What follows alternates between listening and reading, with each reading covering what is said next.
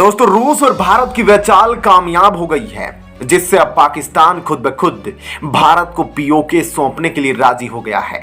आप सोच रहे होंगे कि चाल क्या थी और अब पाकिस्तान ने आखिर क्यों पीओके के लिए समझौता करने के लिए भारत को चिट्ठी लिखी है। यह तमाम चीजें आपको इस वीडियो में बताएंगे, लेकिन आप कमेंट करके बताइएगा कि पाकिस्तान से इस वक्त भारत को समझौता करना चाहिए या नहीं, क्योंकि यह पीओके के लोग खुद भारत का हिस्सा बनना चाहते हैं और अब पाकिस्तान समझौता ना भी करे तो पीओके भारत का ही हिस्सा होगा। और रूस मोदी की जो चाल थी, वो प्लान था, वह कामयाब होते दिख रहा है। और क्या थी वह प्लानिंग, हम आपको इस वीडियो में बताते हैं। दरअसल मोदी और पुतिन की कॉल पर पीओके से रिगार्डिंग हमेशा बातचीत होती रहती है और उस बातचीत में हमेशा यही प्लानिंग की जाती है कि पाकिस्तान कैसे खुद से पीओके सौंप देगा। तो दोस्तों, सबसे पहले तो भारत ने पिछले 1 साल से पाकिस्तान में हर वह एसेंशियल चीज की सप्लाई पर ठप लगा दिया है, बंद कर दिया है, जिससे पाकिस्तान के हर नागरिक को जरूरत है। जी हां, सबसे पहले तो गेहूं बंद किया, जिसके बाद पाकिस्तान का एक एक नागरिक गेहूं के आटे से बनी रोटी खाने के लिए तरस रहा है और उसके बाद एक एक करके दवाइयों की सप्लाई करना बंद कर दिया और अब एक भी ट्रक बॉर्डर से आर पार नहीं जाता है ट्रेडिंग के लिए।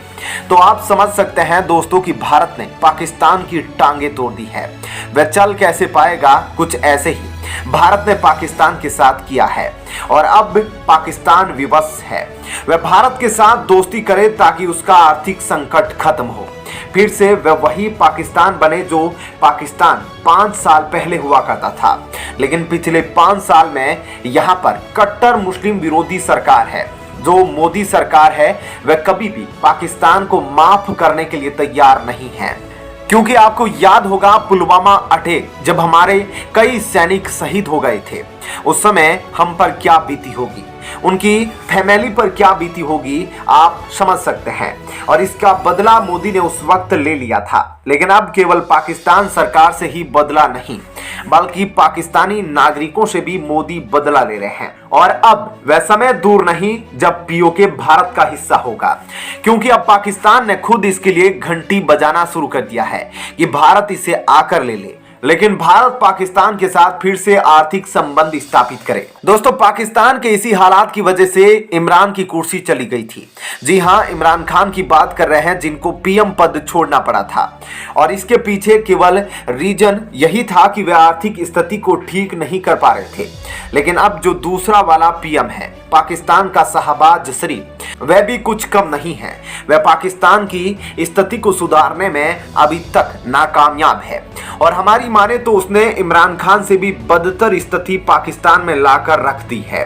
दोस्तों, ऐसे मौके पर जब वह भारत से दोस्ती के लिए हाथ बढ़ा रहा है तो भारत को उसे और तड़पाना चाहिए या फिर उसकी मदद करनी चाहिए। इस बारे में अपनी राय हमें कमेंट करके जरूर बताएं दोस्तों, क्योंकि भारत सरकार आम जनता की सुनती है।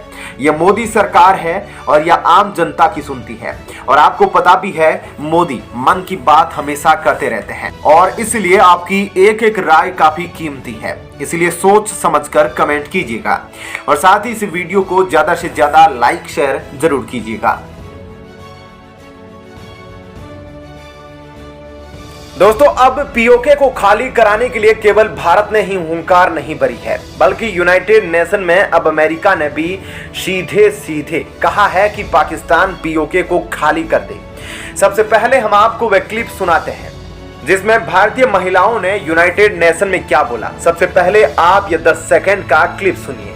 We call upon Pakistan to immediately vacate all areas under its illegal occupation. तो आपने देखा ना दोस्तों कि भारतीय मेंबर ने यूनाइटेड नेशन में साफ साफ कहा कि पीओके अब पाकिस्तान छोड़ दे।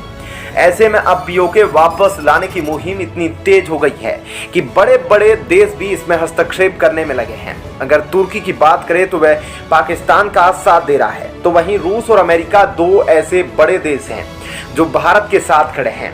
दोस्तों, हालांकि अमेरिका कभी भी पलट सकता है, वह यूनाइटेड नेशन में जरूर भारत की तरफ बोला, लेकिन अगर युद्ध हो तो वह कुछ भी कर सकता है। इसलिए आप कमेंट करके बताइएगा कि क्या भारत को अमेरिका पर विश्वास करना चाहिए या नहीं। आप कमेंट करके जरूर बताइएगा।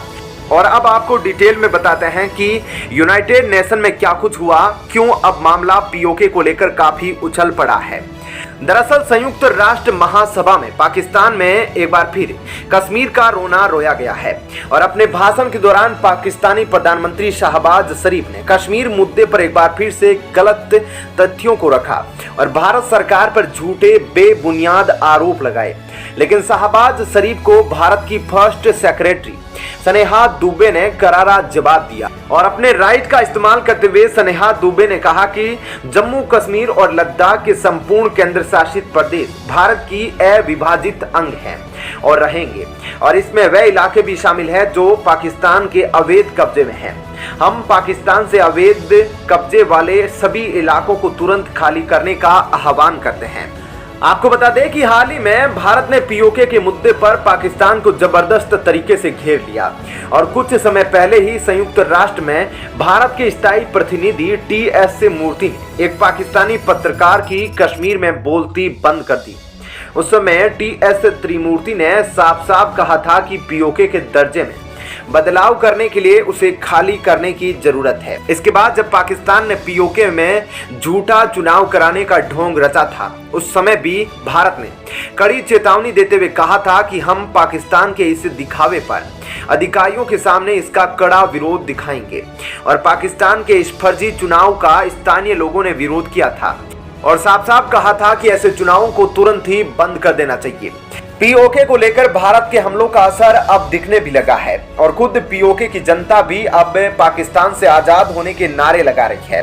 दोस्तों, अब आप इन तस्वीरों को देखिए। यह तस्वीरें स्विट्जरलैंड की है, जहां संयुक्त राष्ट्र मानवाधिकार काउंसिल के सामने पाकिस्तान के खिलाफ किस तरह जोरदार प्रदर्शन हो रहा है और इसमें पीओके और गिलगिट बाल्टिस्तान के कार्यकर्ताओं ने पाकिस्तान के अत्याचारों के खिलाफ नारे लगाकर विरोध प्रदर्शन किया, जैसा कि आप इस वीडियो में साफ साफ देख सकते हैं। इसके साथ ही प्रदर्शनकारियों ने पीओके में रह रहे कश्मीरियों के ऊपर हो रहे पाकिस्तानी सरकार के द्वारा अत्याचार के खिलाफ भी जमकर नारे लगाए और विरोध किया। ऐसे में पाकिस्तान और बुरी तरह से घबरा गया, क्योंकि उसे हर तरफ विरोध का सामना करना पड़ रहा है और शहबाज शरीफ इतना डर गए हैं कि संयुक्त राष्ट्र महासभा में उन्होंने अपना रिकॉर्डेड भाषण भी भेज दिया ताकि उन्हें इस तरह के प्रदर्शनों का सामना ना करना पड़े।